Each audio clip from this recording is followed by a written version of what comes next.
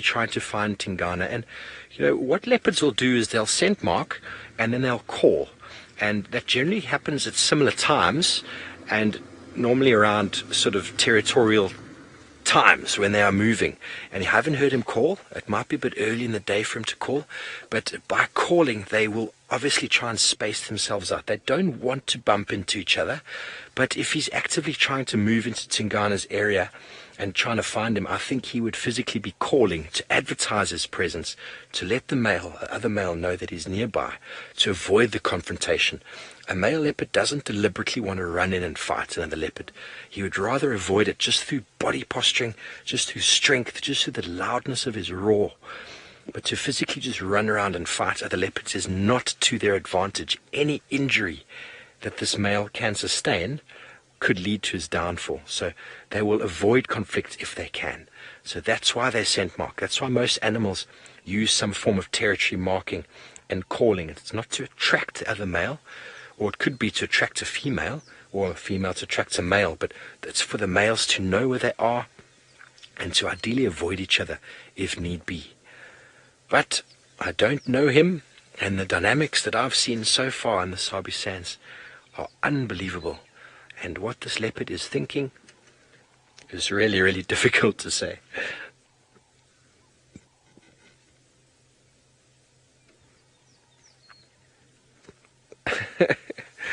Dandy, you commented, looks like he's got fake eyelashes on. Well, he's got some marvelous looking eyelashes there, definitely. Giraffe have still got the nicest eyelashes, I think, in the community. I've never really noticed the leopards, but then sitting broadside to one like this is something that you don't get to see that often. Sitting on a termite mound like this, just posing. The other vehicle is getting absolutely fantastic photographs, as I'm sure all of you back home are getting wonderful screenshots. Now all I can see is his eyelashes. Dandy, thanks for that. I'm going to think of Hukumuri from now on as the eyelash king. And Nikki is laughing in my ear. Davy, can I move up a little bit there for you? Are you good? Are you happy? Okay. David's got a good view. I'm sure all of you back home are quite happy. This is really, really something to see. So he hasn't scent marked again since he turned right at that road. And it's very possible that he's moved in after crossing the boundary into what is known as Tingana's territory, and now he's probably being more cautious. Obviously he would like to come and steal food from him and steal a few females, but to actively seek him out, to carry on with that last discussion, is something that I don't know, Really interesting discussion though, really interesting for us to be able to view these things and to spend time with these leopards for years and years and years and to learn the behaviors. And I think the books rewrite themselves after some time, and anything you might read in a book is one individual study done in an individual time with an individual species or animal in an area. So very hard to generalize it all. So we're going to stay here with this Hukumuri, the infamous interloper, and his amazing eyelashes. And while we do, we're going to go to another lady who I believe has also got some fantastic eyelashes. Oh, Stevie's so sweet. That's very sweet of you. Now, I'm looking. We can hear birds alarming. I don't think you're going to be able to hear them because we don't have an ambient mic. But birds, the squirrels, are all going absolutely ballistic just in front of us. We did see some male leopard tracks earlier. They didn't look particularly old. Oh, cool. You guys can actually hear it. That's how loud it is. Someone's very unhappy. So Rexon's just going up top to investigate. What I'm trying to do is look with my binoculars, because sometimes what you can do with a pair of binos, you can sort of see through the grass. So I'm just trying to see if I can't see any ears or a tail. I think if anything, it's probably going to be Tumba that's around here, that's sort of in between Hukumuri and Tingana. The tracks look like they were going in the direction of where Tingana is. So it's going to be quite interesting to see what actually happens. But the birds are starting to stop chirping now, so I wonder if whatever was in here has moved on. It could also be a snake. It could be a little raptor. It could be a water monitor. It could be a number of different things that these birds are alarming. I don't think they're alarming at us, however. But anyways, we're standing in and amongst some mud wallows at the moment. I'm just watching Rexon to keep an eye on him to see if he's going to call us through. And the elephants have been here. I don't think that they've been here today, but maybe the last few days they've been having a grand old time. And it won't be long before they come back and they cover themselves in this beautiful mud. I'm not going to touch it. Are you on this one? So this has got lots of algae in it. Lots of marulas. You can see a bit of dung in there too. I'm just keeping an eye out. Oh wow. All the birds are just starting to call now. It's so stunning. Just want to see what Rexon's doing. No, he hasn't called us just yet. What's that? I can hear something moving. Just want to take my earpiece out for 2 seconds. I could just hear something moving around, but now I don't know what it was. I'm not sure. Okay, we put a bit of distance between myself and Rexon, so I think we're going to keep going now. And while we carry on and get back to Rexon to find out what's stirring the birds up, let's go and see if Scott's back at Tingana.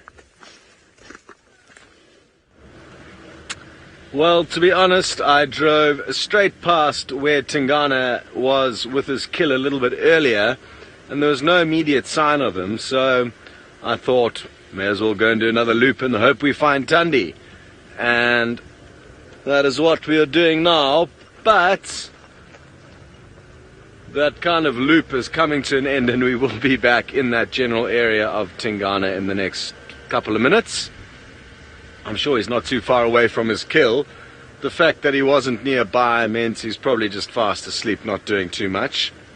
So I thought, let me just sneak in an extra little search. It would be really cool to see Tundi and her cub again. I'm not sure when last they were actually seen. I can't even remember when last I saw them, when I was still here towards the end of February. But it seems like it could have been a decent length of time that they haven't been seen, so it'll be wonderful to see how much bigger the cub is. I was actually thinking, I'm quite surprised by the footprints that we saw of the cub. I would have expected him to be a little bit bigger. Maybe it's a different female leopard with smaller cubs, I don't know. But I would have expected in kind of 2 or 3 weeks that that cub would have got quite big. And thanks very much to Ashley, one of our social media gurus, who said Kuchava also another female leopard, also has a young cub in the general area where we kind of had those tracks. So who knows? Maybe it was Kuchava and those cubs are, or that cub is slightly younger than Tundi's cub. So who knows? Either way, good to know that there is a leopardess with a cub on Djuma. Now we just have to work out where they're hiding. Very good. Well, it sounds like Hukumuri had perched himself up on a beautiful, beautiful throne a little bit earlier, and you were getting some great visuals of him there, and you'll be glad to know he's still perched up on that termite mound. So why don't you go and take another look at what he's up to. Yes, he is. He is on what you'd call a throne, Scott, but he needs to dethrone the king first, and we have not yet seen that. I know Noel had some interaction on the TV show, but he is surveying his potential new kingdom, I suppose. Just commenting with David, he's really a battle-scarred individual. I mean, he's definitely not his first rodeo, some would say. Big, strong male leopard. I mean, I don't know how it's possible that he hasn't been seen before until a month ago, but I am still learning the dynamics of this area. He's just flinched a little bit there to the sound of the other vehicle that are leaving us here. I think, there's another vehicle coming in. So we're going to be getting another vehicle from Vuyatela joining us.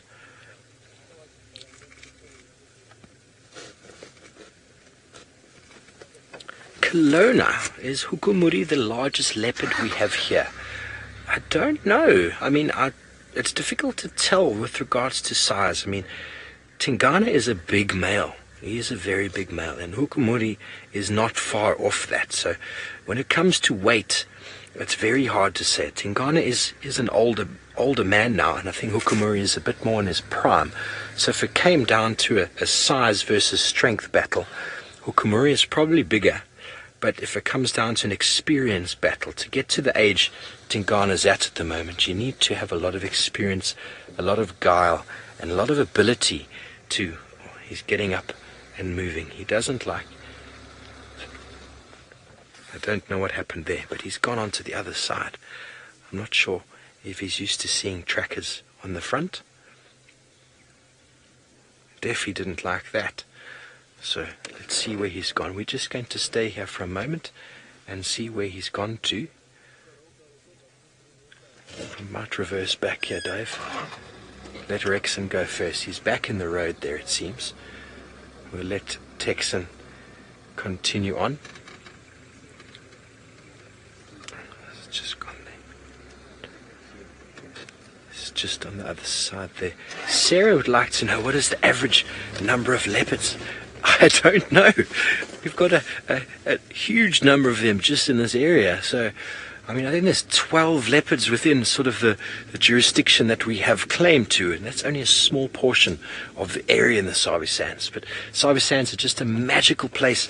But the thing is, you go to other places, there's lots of leopard as well. But because of the intensity of the habituation that happened years ago, the proximity of the lodges and the amount of vehicles that are out actively tracking, we see them all the time. I know in Salatia Reserve I've worked at, they reckon there were 32 in that area, but you don't see them because the vehicles have not habituated them. So leopards are around. They're around, and it's all about their food resource, and we're going to keep going, try to catch up with them. The other vehicles are following on. Oh, sorry about that.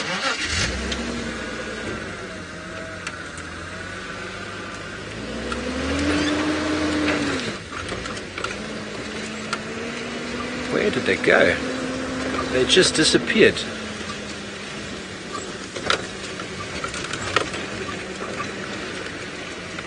Yes, Mario says that Hukumuri's front legs look twice as big as his back legs, and that is generally the case with leopards because their strength is in the front. Same with lions.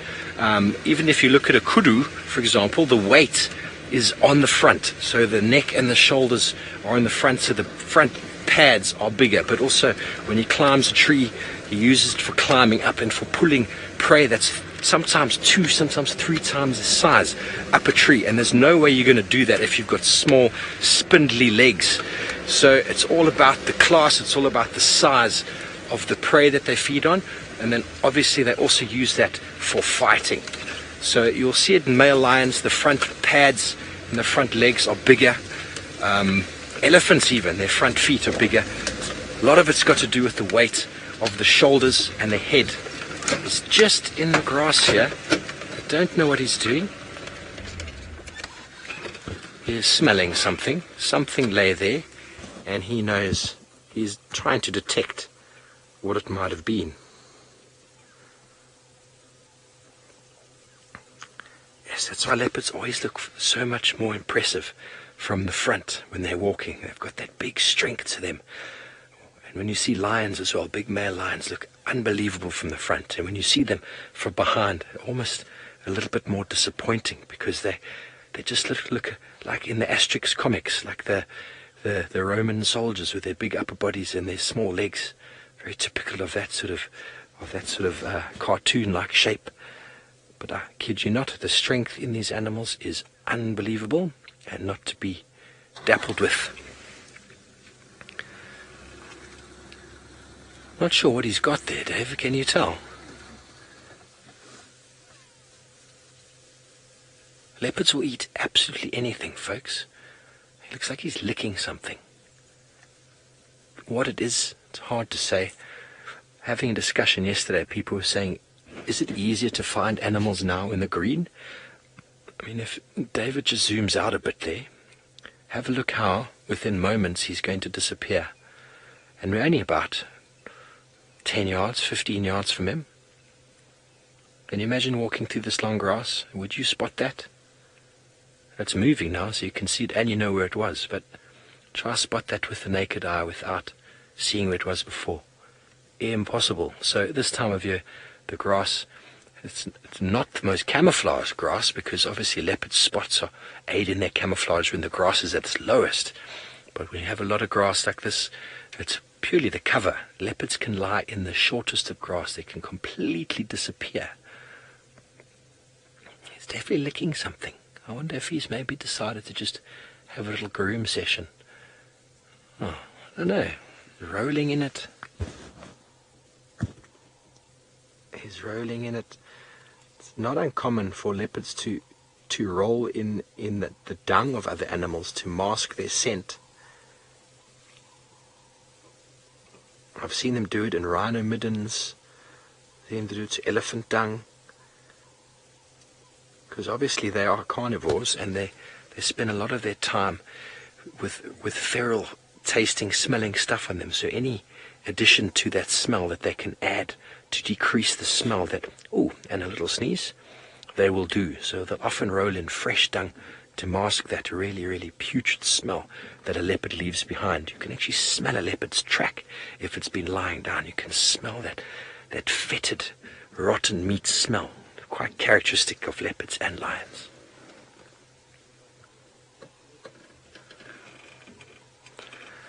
So we're going to go from this magnificent leopard, we're going to reposition, and going to go over to Scott, who has got the king himself, Mr. Tingana.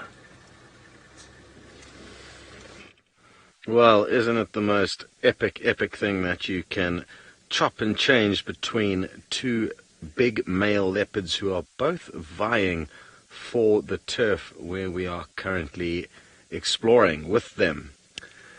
As you can see, Tingana, this male, isn't as active as old Hukumuri is, and I really wonder where Hukumuri is going to end up this evening, because as far as I'm aware, we've never seen these two leopards interacting, nor has anyone that I've heard of, any of the other guides or people. There have been no confirmed interactions between Tingana and Hukumuri.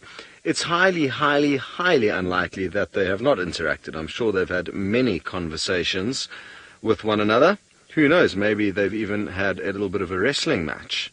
But I certainly would love to be able to share any interaction between big male leopards with you guys. It's something that I've seen very little of in my career. And the kind of closest thing to a male leopard interaction I ever saw was this male here, who was acting very similar to how he is now. He was sleeping with Anderson, another male leopard, about 15 meters away from him. They were both taking a breather when I got a gap to go into the sighting, so I literally saw zero interaction between the two of them. You could just hear them slowly, or gently growling under their breath at one another, but that was about it. So I'd like to see something a little bit more exciting. Well, thank you very much to James Richards, and one of our regular viewers who's quite up to date with what's going on. And James has done some research into when last we saw Tundi and her cub, and it was around the 20th of January. So a long time ago. And I'm told that it could have actually been in a sighting with me. Oh, apologies. We only saw Tundi on the 20th. We saw the cub prior to the 20th of January. So that's quite some time to not see that little youngster, and I'm sure we are all going to be astounded at how big it is. I'm sure a lot of you may have seen maybe pictures of her and the cub that may have been taken by other guides on other properties surrounding where we are. Either way, tomorrow morning, unless she decides to pop in here for a visit this evening, but tomorrow morning, let me assure you, we will have a full search party dedicated to trying to work out where Tundi has gone. I think I'm on bushwalk in the morning, which is actually perfect because it's the best way to properly investigate and search for leopards. without the constraints of the vehicle. Very good. Well, I'm hoping that this guy is going to get up sometime soon and start feeding on his bushbuck kill, which is not too far away from where he's sleeping now. And while we wait for him to get up and active, we have the joy of sending you across to Hukumuri, who's still hustling and bustling. Hustling and bustling, indeed. He startled 2 more spurfowl, which just bolted out of the bushes. You can hear the alarm calls. And there is a scrubby that he walked right past. And I think that scrubby has got no more nails left. He was just sitting there. 2 minutes. I didn't want to go any further forward, lest I scare the scrubby into running directly in to Hukumuri, who would have just taken him like a little cocktail sausage. And that would have been the end of our little hare for the day. Just leave him hiding there, counting his... I think he's got a lucky rabbit's foot. I'm sorry, I couldn't help myself there. So we're with Texan. We're back by the road now. It's going to get quite tricky here to follow.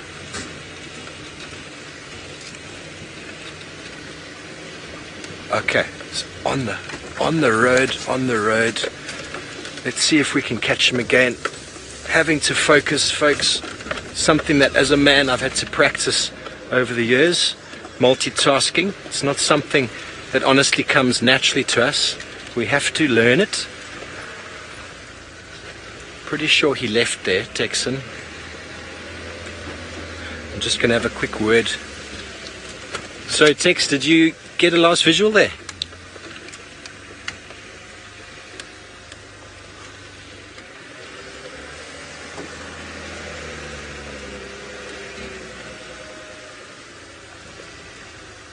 Uh-oh. Okay, confirm when you turn right, you're with him, because we gone left.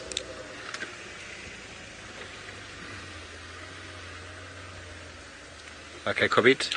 Okay, so now this is where you need to pay serious attention. I don't see any tracks there, Davy.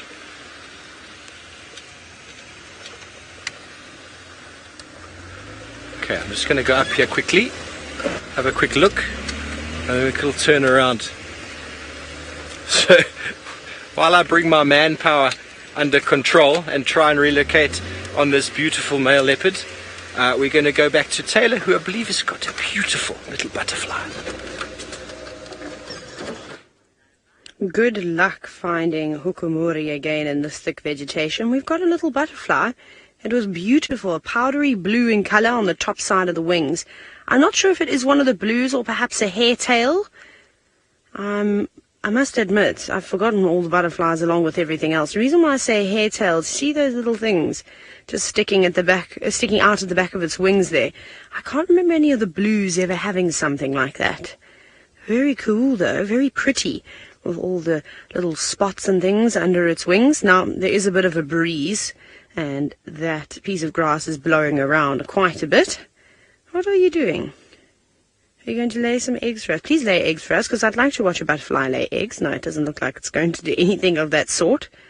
Maybe it's just finding a spot to rest and hold on to while the night gets a little bit chillier before it starts its day tomorrow. I think that's exactly what it's doing. It's just perched itself now on this blade of grass. Very, very pretty.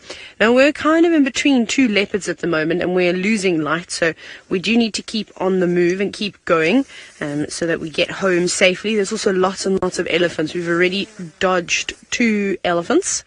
We managed to get past them, though. We were actually hoping that they were going to come and have a mud wallow, because there's this massive big termite mound right maybe just a couple of meters away from that mud wallow, and it would have been perfect. The ones that I actually showed you not so long ago, it would have been incredible, in fact, to have them all wallowing around there. So I'm going to remember that wallow, and that we do have a safe point to potentially view elephants on. We'll go this way around.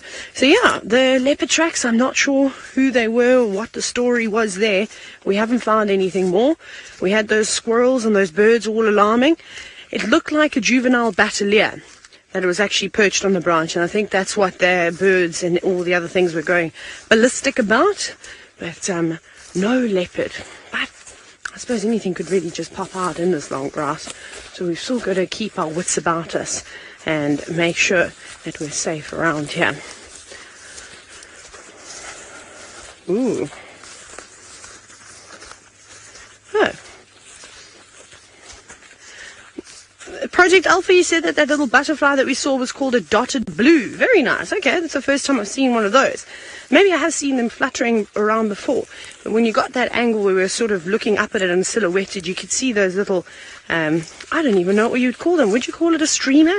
Two little streamers in the end. So that was quite nice. Thank you very much for that, Project Alpha. A dotted blue.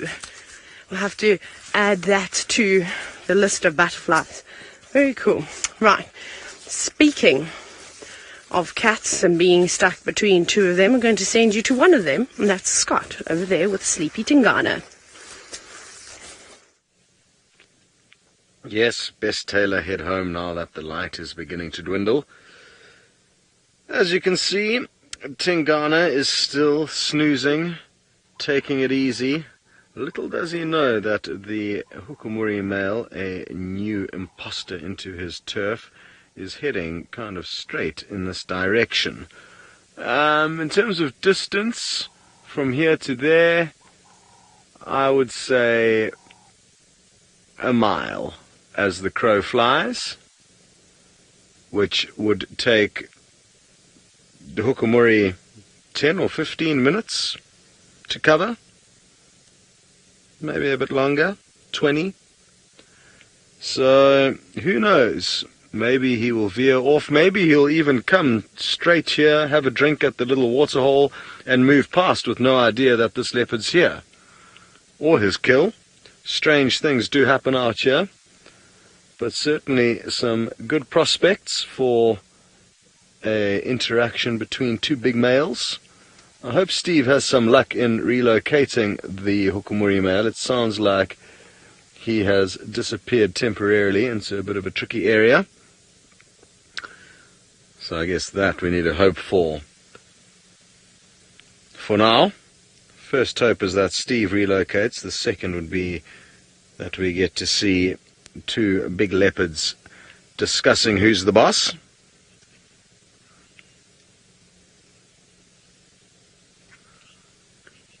Hello, Laikwa, who's just 6 years old.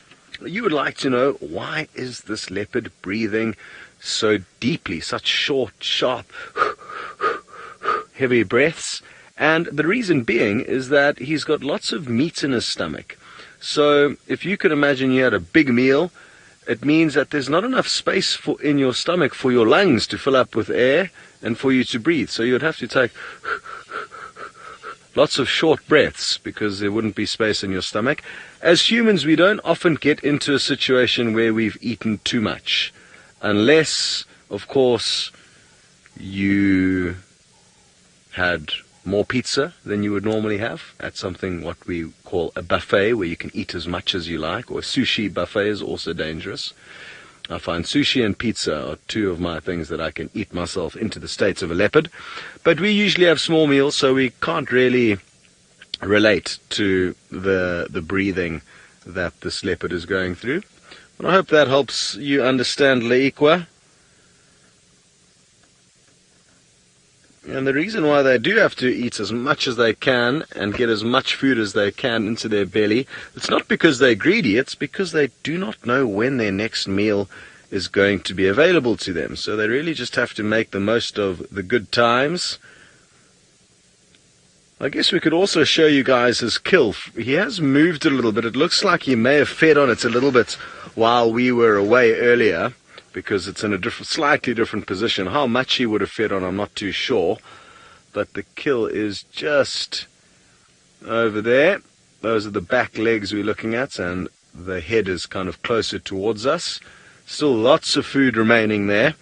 And I'll be very, very surprised if this kill isn't up in the big tree called the jackalberry tree. Senzo's just flipped into infrared now, so that you can hopefully see a little bit clearly, because it was quite dark in there.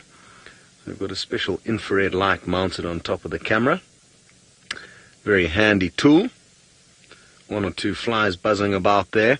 And then, as I was saying, I'd be Highly surprised if this kill has not hoisted up the very large jackalberry tree, which the kill is at the base of. There's the nice big tree. So a perfect place for Tingana to hoist the kill in the event that any hyenas come onto the scene. And Lynn, I'm told you were interested to know how much of that kill was remaining. Well, you got to see for yourself. I would say, sure, 80%. He's eaten some of the kind of stomach area, it looks like, and maybe some of the rump, but there's certainly still a lot of food there for him. So, provided it doesn't get stolen, I think he's going to be here for quite a while. Yeah, and lots of food still there. And who knows, maybe he was fairly full-bellied when he arrived on the scene. That's maybe why he hasn't fed on too much. But we cannot be certain. What we can be certain of is that Steve has been successful in relocating Hukumuri. Off you go.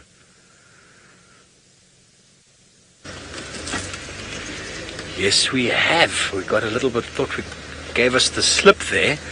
Did a bit of a loop. And we came back, and there he is doing his scent marking. He is being extremely brazen, in my opinion. So to answer the question from before, someone said, will he actively seek Tingana? What he's doing by doing the scent marking is he's advertising his presence. And leopards have got such a strong smell. I was telling you now that if a leopard lies down on the road, a few hours later, I can actually smell that cat if I put my nose down. They've got much better smell than we do. So by scent marking, urine spraying, and the urine, when they scrape their feet on the ground, they get a bit of dirt, they get a bit of urine on their feet as well, and that follows them. I've seen lions follow each other over many, many kilometers, a couple of miles at least, just by smelling the feet of the animal on the floor. So rhinos do the same thing, leopards do the same thing. They advertise their presence. And if the male who occupies this territory doesn't like the interloper, he should track down the smells and the signs of him, and then there will be some form of altercation. Ideally, they'd like it to end without any physical violence, hence the calling and the scent marking. But if it does come down to blows, it can be quite something. I've only ever seen it on film. I've never seen it live, but I have heard leopards fighting, and it is an enormous sound that just goes through the bones all the way to the tips of the toes. It's quite something to hear and to behold. The snarling and smacking of paws against heads and body posturing. It is really quite something. I would love to be able to show you something like that. But not if Tundi's too close nearby. But it would be nice to see male leopards interacting in a way. Some of us go out on Friday nights to see males behaving in certain ways. I prefer to watch nature take its course and watch male lions or male leopards. There, he's listening.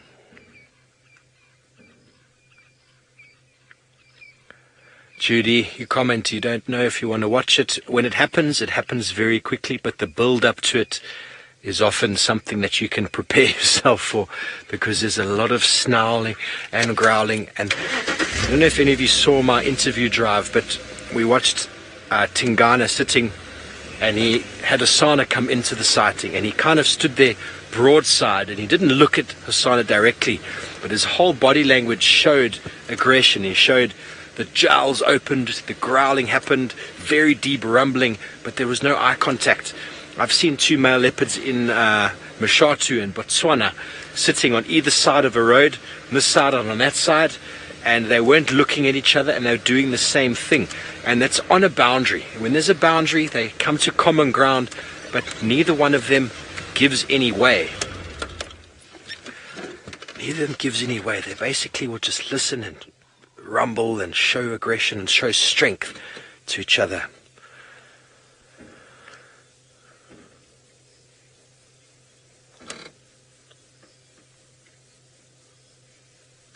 Jerry Bissinger asks, why does he follow the road? I commented on this earlier. It's the same reason why we follow the road.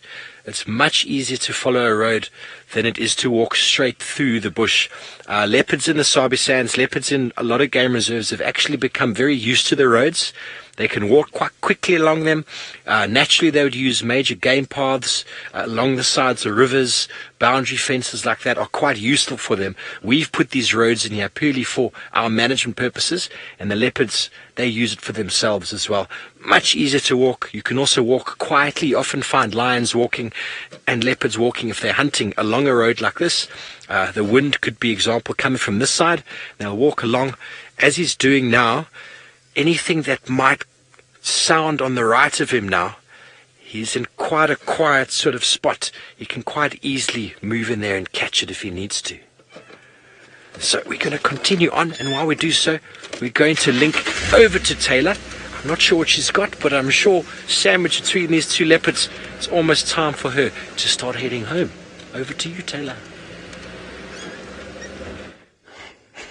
I'm in a triangle now between two leopards and Daryl, who's standing just behind me, making his way towards camp. He's just picking up a few little groceries before he heads on over. I don't know, maybe Happiness wanted something else other than broccoli, cauliflower and cheese sauce, so perhaps he'll be joining us for dinner.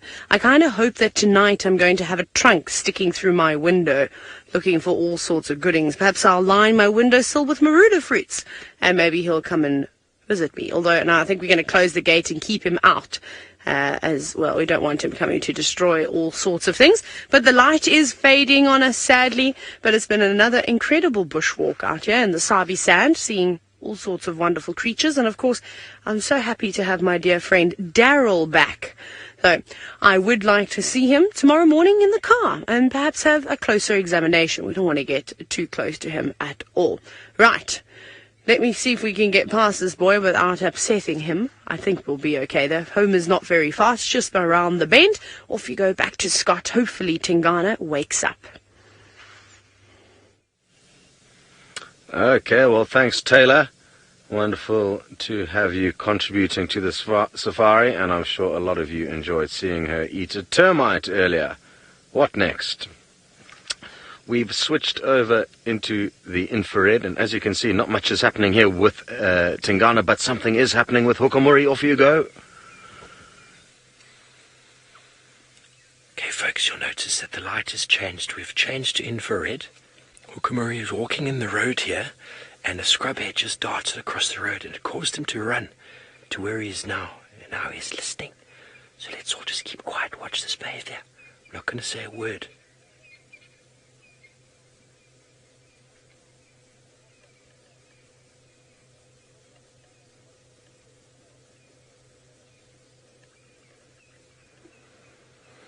Good evening, ladies and gentlemen. Welcome to Djuma in the Sabi Sands. My name is Steve Falconbridge, and we are with a male leopard. He has taken some interest in a scrub hare. We are in infrared. That's why the light looks quite strange. Have a look at his body posture. I don't want to say too much at the moment because he is listening very attentively. He's listening for the small rustles of a scrub hare moving in the undergrowth. You see his body's going to be poised. Be ready to jump and spring at it. Please feel free to post your questions and comments below.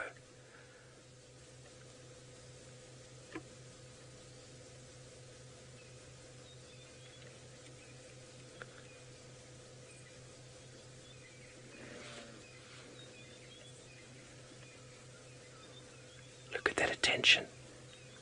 He's losing attention a bit because the scrub hare knows to stand very, very still. Scrubbies are very camouflaged, and if he doesn't move, he'll be invisible. Krista, this is a Hukumuri, the male leopard that's recently moved into Djuma, and we've been with him for the last probably hour or so. He's been scent marking and scraping and really moving in to the big male Tingana's area, who's not too far away from where we are now, but look at the attention on his face.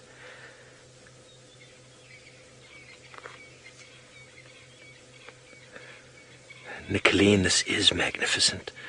We're very fortunate to be spending time with this leopard. He's so relaxed to the vehicle. We watched him walk past the scrub hare just now that he didn't see. I think that scrub hare is counting his lucky stars. But he did see this one. He ran about 20 yards to try and see him. Lisa, indeed, the calm before the storm. If the scrubhead twitches a muscle, this leopard will be on it. The patience game. Not long ago, live on TV, Noel was sitting with this male leopard, and he sat on a termite mound, poised the way he is now, just breathing very gently, extremely concentrated. Then as soon as some warthogs came out of the burrow, he took his chance and he took one. It was fantastic to see live.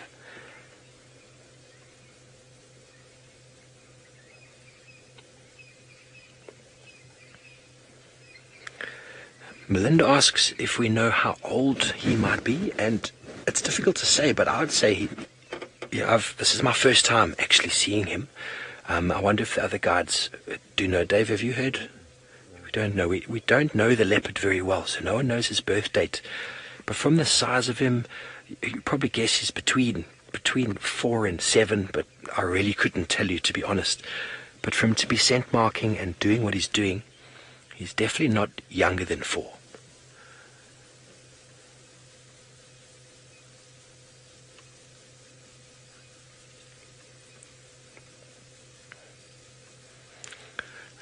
Andreas comments that he looks skinny.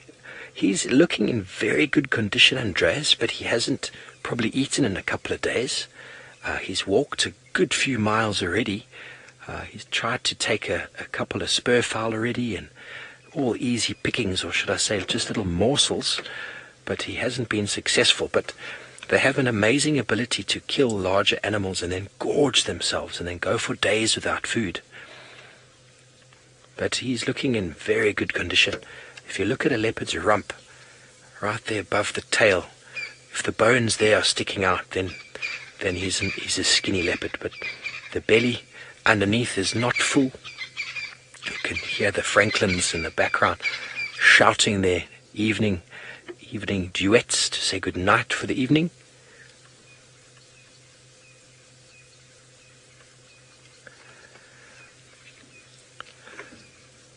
Catherine asks what's the average lifespan of a leopard. In the wild, a male probably gets up to about 12 years old, maybe even 10, depending on how rough his territory holding is and how many males he ends up fighting and what the density is. Females can probably live up to 15, 16 in the wild, all depending also on condition, or on injury, naturally, without too much competition. That is kind of the natural way. They can live a bit longer in captivity, but in the wild, purely because of fighting and with competition with other lions and leopards, for example, their life can be cut a bit short. But males can get up to about 12, I'd say, be about the top. Incredible that we're able to come to you in infrared. It's almost dark outside. I can just see him with my naked eye. The infrared gives us the ability to watch this beautifully. There we go. Lisa asks, when they crouch down, are they trying to hide from the prey? And when they crouch down, yes, often it's to hide, but they also, their entire body spring loads into the back legs and the front legs. They crouch down, they can launch their body. It's just this amazing spring that will jump out at whatever it is that they're trying to catch. And he has lost interest. That scrub hare can count himself very lucky. Second one of the evening. Marvelous stuff. Thank you all for joining us for this very short action broadcast coming to you live from Djuma in the Sabi Sands. My name is Steve Falconbridge and I was joined by David on camera. Sorry for introducing you. Please, if you'd like to follow us more, we're still live for another half an hour or so. Just Google Safari Live and join us there on YouTube. And we'll see you later. Good night.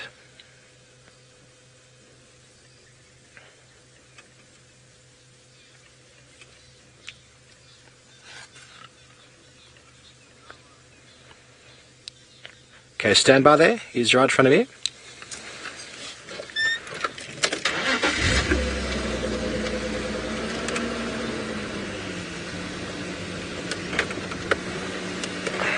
That was a nice action broadcast, eh? Nice and short and sweet.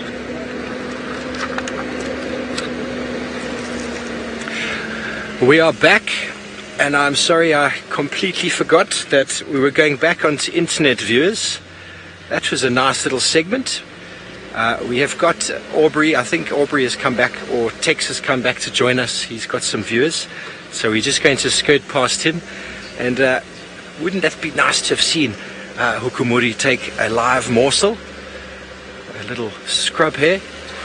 And while we continue on past here, we are going to go over to Scott, and he's left Tingana, I believe, and he is doing a little loop. We're going to stay with Hukumuri, so come right back. Yes, we have decided to leave Tingana. He was fast asleep, and again, I just couldn't resist coming and having another scratch around in the hope that we get a better idea of where this leopardess who came onto Djuma with a cub last night is hiding, and who it is. So, unfortunate for the scrub here, great news for Hukumuri. A little snack to keep him going. It sounded like he was quite hungry, so a needed meal. The scrub here must be an absolute tease for a big hungry leopard.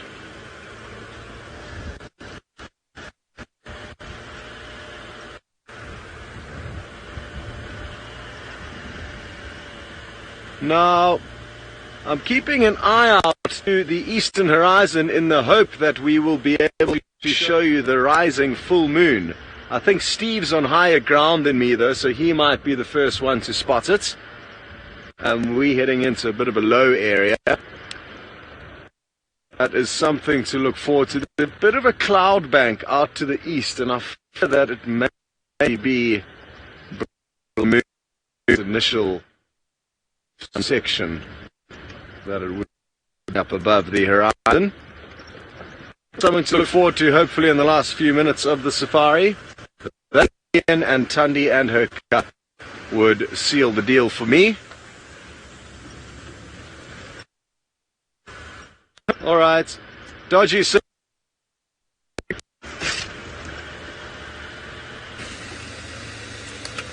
Sorry about that, folks. You're back with us. I believe Scott's having some gremlins that side. We are still with Hukumuri, walking in the road. We with Taxon here, busy leapfrogging as we do to maximize the ability for not just us but for the other vehicles to see this male and to not disturb him. Imagine we were just racing right up behind him. So we're going to stay with him for as long as we can, and I'll see what he gets up to. But yes, an absolutely marvelous specimen from behind. I don't need that, do I, with the infrared is on. Just wonderful to be able to follow a male leopard like this and watch him behave in his natural environment, doing his natural thing. It's quite funny when he saw the scrubby across the road. That's not a joke, by the way. He saw the scrubby across the road, he did a little run up there and then just stood there. And then, obviously, we didn't actually broadcast, which was quite nice to see. But scrubby wouldn't go very far for a leopard of that size. But still, he will take what he can get. They will eat absolutely anything. Well, from a meat point of view.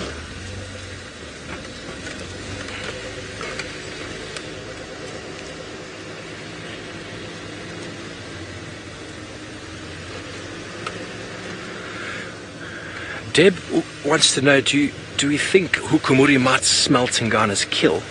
I don't think it's close enough at the moment. He's actually done a little bit of a bend from where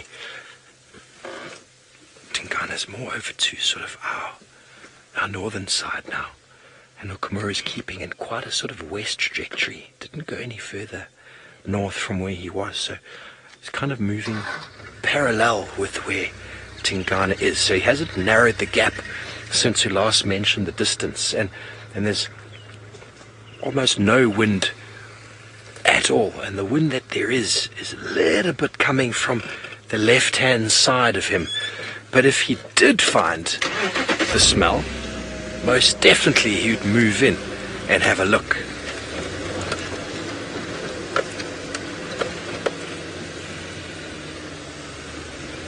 So Rick, I hope I answered what you were asking there, but yeah, I'd say he's less than a mile at the moment.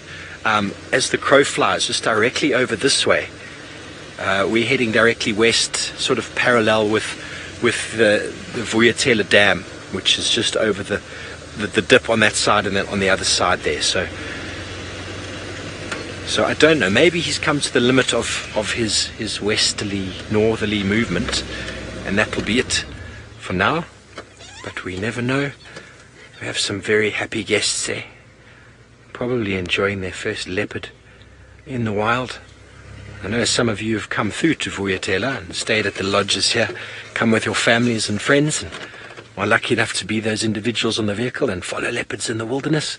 More of you should come. It is a wonderful experience if you've not done it before, and you can get to come and meet some of us at the same time. We are a funny bunch of people, I will admit, being one of the flock now. Yeah, Tax is giving us a little bit of space. Do you want the lights on or off, Davy? Thanks, Nix. Nix says, Stivovo, you fit right in. And yeah, I do. There's lots of hugs, there's lots of love. It's a good place to be. Okay, so we've got the lights on. Might seem a bit bright with the infrared.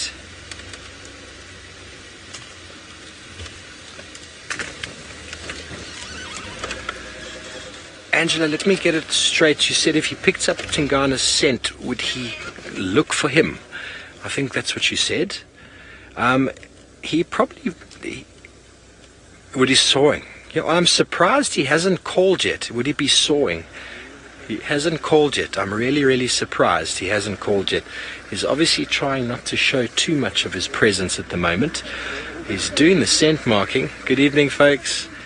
He's doing the scent marking, but not the calling, which to me is quite a surprise. Often leopards will re-scent mark an area after there's been rain, because the rain washes away the scent that they've put down. But they often will reaffirm it with the calling, which he's not doing. So maybe he's a little bit shy. When we saw him climb that termite mound earlier, he climbed with his ears flat, almost hoping not to find Tingana on the other side. So he's definitely actively scent marking, but he's not advertising his immediate presence, if that answers your question.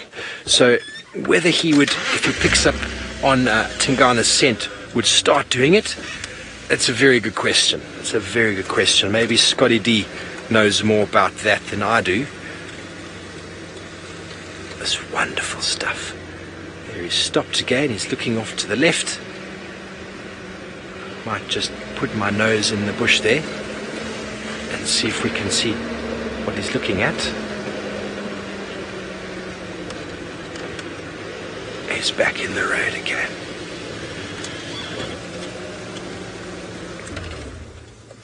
Okay, so we're going to go back to Scott. I believe his gremlins have been fixed, and maybe he can answer that question that you asked me before. Yeah, it's an interesting one. To be honest, in my experience with both male and female leopard, they don't soar that, not necessarily in conjunction with scent marking. So often they scent mark, but I mean we see them scent marking very often, but we see them roaring or sawing seldomly, both male and female. So I kind of hear Steve's point though. You'd think if you're trying to, you know, send a message out, you would do both the scents and the audio. But I guess scent marking means you can still have the chance of catching something. As we saw, he just caught that scrub hare. You know, there's not going to be a whole bunch of animals knowing that there's a leopard in the area through the sound of that loud rasp. Yeah, I haven't had any... I don't have a clue what causes leopards to rasp. The same goes for lions, you know. Some nights they roar, some nights they... But it's not something that's done with as well with scent marking. So I guess it's essentially therefore normal behavior. Come on, Tundi, this is the the loop-de-loop that we've been hoping was going to provide us with the goods. It's kind of where I last had tracks of her and the cub together, which means my theory is that the cub could have been stashed somewhere around here, and she would need to come back and collect the cub once she had made a successful kill. Anyway, it's good prospects. I'm confident that her and the youngster are still going to be on the property tomorrow. I doubt that they would have disappeared off there. Kind of the last tracks where I had the two of them together were right in the center of Djuma. So she'd have to move a fair distance away in order to take her off the property. So that means it's just up to us to try and work out where she is hiding, which is definitely going to be high up on the agenda for tomorrow morning. Well, it sounds like the situation kind of diffused. Hukumuri was no longer heading towards Tingana, so we're going to see no action there, but you do have the joy of going back to Steve and Hukumuri. I wonder if he's finished that scrub hair.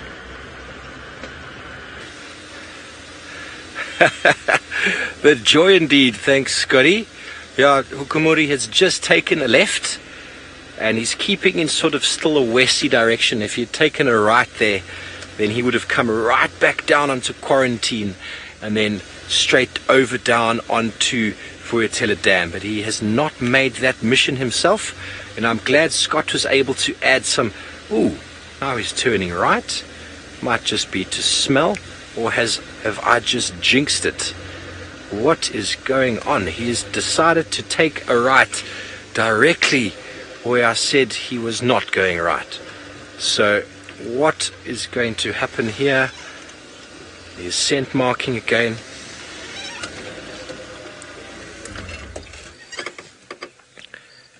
If he goes right, that's north. It's directly to Territorial Dam.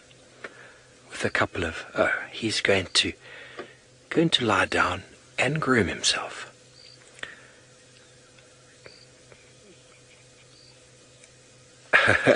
Always got to look good. Always got to look good. Always cleaning. He sits, reassesses what's going on. It's good to do that as a guide as well. Whenever you drive, just stop and listen. There's hardly any breeze out there. You can see the grass in front of his head is barely moving.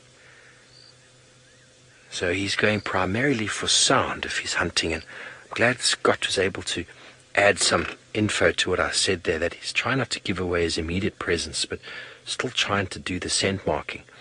Because as soon as a leopard calls, it's unmistakable that he's there. And if I was an animal, I would probably move off in the other direction.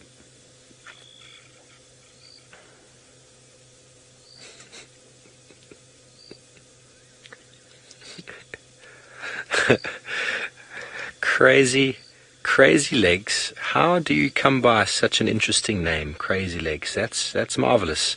She says maybe they've sorted out this dispute. They have some armistice of sorts. That is essentially what happens in the leopard world, in the predator world, is that they will come to some form of an agreement, and that's where the territory boundaries will then sit. And it's very likely that they might have possibly come to one. Tundi's also moved her position quite substantially from what we've seen before. I believe Scott is hoping to maybe find her. It'd be marvelous. But yes, I think that is probably what's happened. But we haven't seen it on paper. But the cats definitely, they do what they do. And all we can do is observe. And it's marvelous to have good comments through like that from you, Crazy Legs. Sorry about my head there. But he's definitely listening to the sounds of the wilderness. One of my favorite things to do. Let's all listen for a moment, see if we can hear anything that he might be listening to.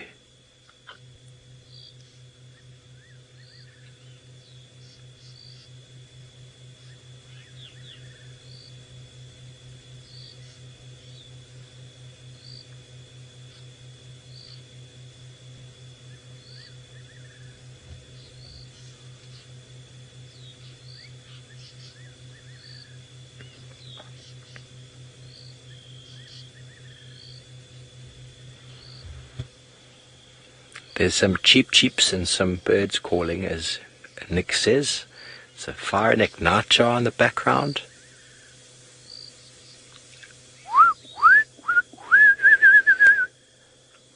Something like that. A couple of crickets. But all in all, it's pretty quiet. Very nice, still African evening. Wouldn't it be marvelous to be broken by the sawing sound of a male territorial call?